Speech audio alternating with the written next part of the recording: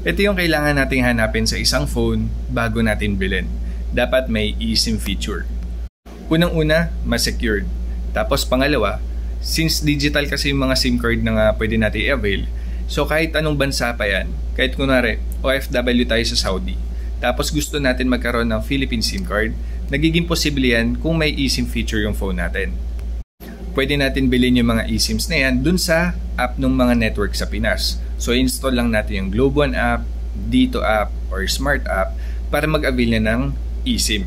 Tapos pagkabili natin, may matatanggap tayong QR code, i-upload natin ngayon dito sa settings ng phone natin mismo. Pagka-upload, mag-activate na yung eSIM, tapos magkakaroon na siya na kaagad ng signal. So once na magkaroon na ng signal, pwede ka nang gumawa ng mga Philippine bank accounts. Tapos yung mga OTP ng mga Philippine banks mo is papasok dyan sa Philippine SIM card na in-install mo dito.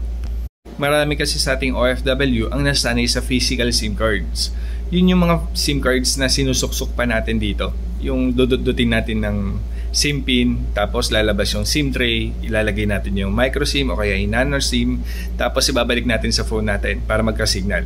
Sa panahon kasi ngayon, since yung mga eSIM kasi, hindi lang siya available sa mga flagship phones, available na rin siya sa mga murang phones. Pero hindi lahat ng mga murang phones is meron. Kaya chinek ko na din, ano ba yung mga phones sa Saudi na may eSIM?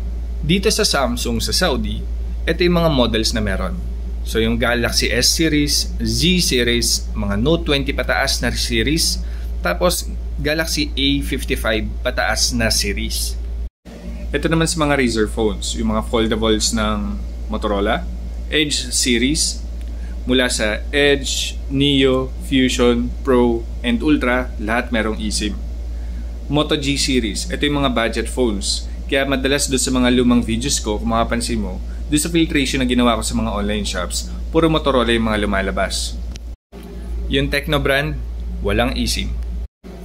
Sa iPhone, mula XS, XS Max, XR, 11 hanggang 16, meron eSIM. Ito naman sa Xiaomi, mula 12T Pro pataas, may eSIM. Tapos sa Redmi, nagumpisa sa Redmi 13 Pro. Yung Infinix, walang eSIM. Sa Honor naman, ang may eSIM sa kanila is yung mga flagship models, yung Magic Series, Honor 90 pataas, Honor 200 pataas. Sa Oppo naman, yung Find Series, yung Reno series, pero kailangan i-double check mo muna sa personal kung meron ba talaga siyang eSIM or wala.